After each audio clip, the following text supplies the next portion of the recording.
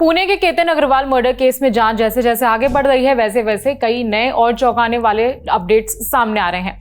अब मुख्य आरोपी सिया गोयल के पेरेंट्स और उसके भाई के बयान ने केस में एक नया एंगल जोड़ दिया।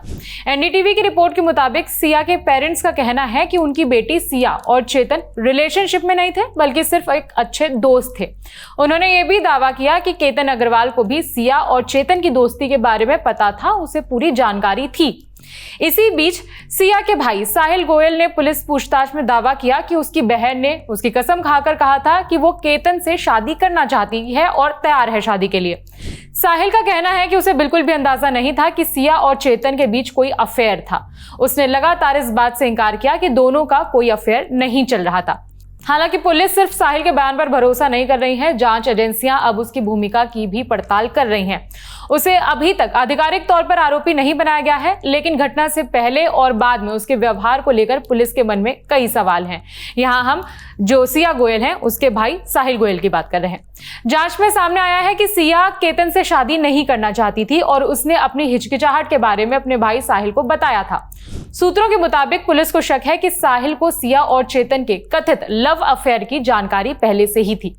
इसी बीच एक कार ड्राइवर ने जांच टीम को दिए बयान में दावा किया है कि शादी से पहले एक ट्रिप के दौरान जब सिया ने जाने से इनकार कर दिया था, तब साहिल ने उसे जबरदस्ती कार में बैठाया था।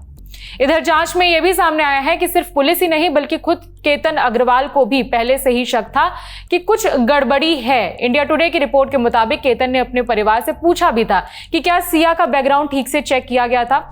उसे शक था कि सिया का किसी और के साथ अफेयर है। उसका कहना था कि सिया का फोन भी अक्सर बिजी रहता था और बातचीत के दौरान वो बार बार चेतन चौधरी का जिक्र करती थी।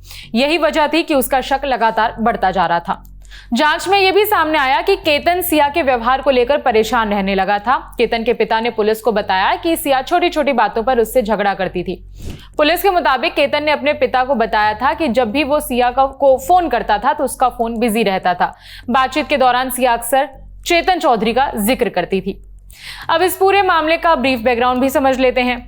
सिया और केतन की इसी साल फरवरी में सगाई हुई थी और दोनों की शादी होने वाली थी, लेकिन 18 जून को लोहागढ़ फोर्ट पर केतन की मौत हो गई।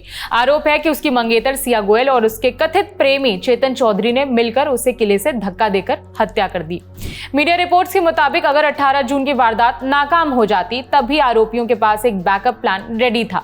पुलिस जांच में सामने आया है कि पहली बार 14 जून को केतन की हत्या की कोशिश की गई थी। आरोप है कि उस दिन सिया ने केतन को धक्का भी दिया था, लेकिन वो झाड़ियों के सहारे बच गया। जब केतन ने वजह पूछी तो सिया ने कहा कि उसने सांप से बचाने के लिए धक्का दिया था।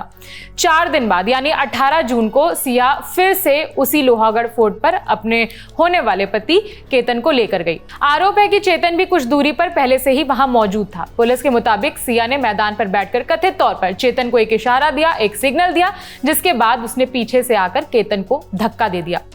केतन की मौत के बाद उसके परिवार को सिया का व्यवहार संदिग्ध लगा। परिवार के मुताबिक कई सवालों का जवाब सिया नहीं दे पाई। इसके बाद शक की सुई घूमी और शक और गहराया और सिया गोयल और चेतन चौधरी को गिरफ्तार कर लिया गया। फिलहाल कोर्ट ने दोनों की पुलिस हिरासत 3 जुलाई तक बढ़ा दी है।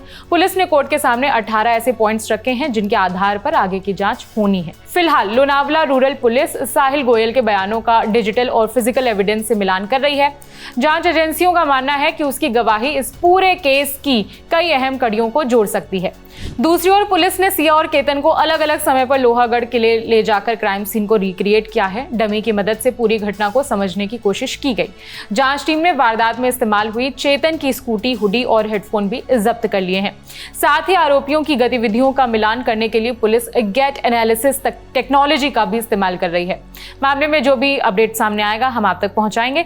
इस खबर में इतना ही। मेरा नाम है विभावरी। देखते रहिए द लेलन टॉप। शुक्रिया।